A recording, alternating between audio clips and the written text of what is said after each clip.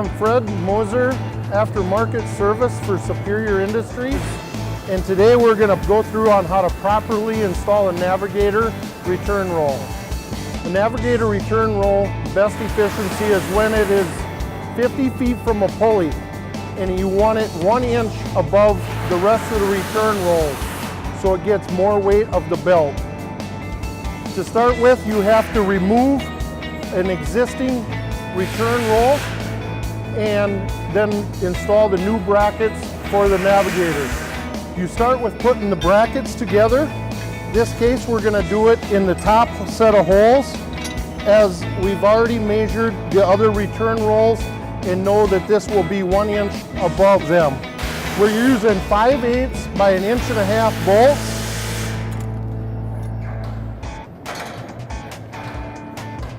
Okay, now we'll install the brackets loosely where the return rolls go with a 1/2 inch by 1.5 inch bolt.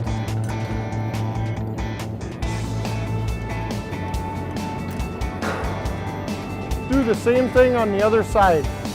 Install the inner bracket to the outer bracket and hang it with the 1/2 inch bolts.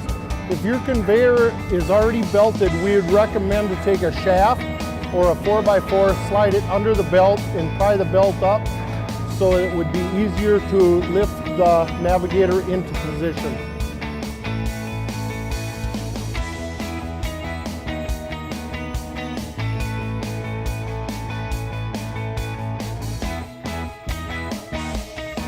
Now we got the Navigator into position, we want to make sure that the arrow here is turning the direction of the belt.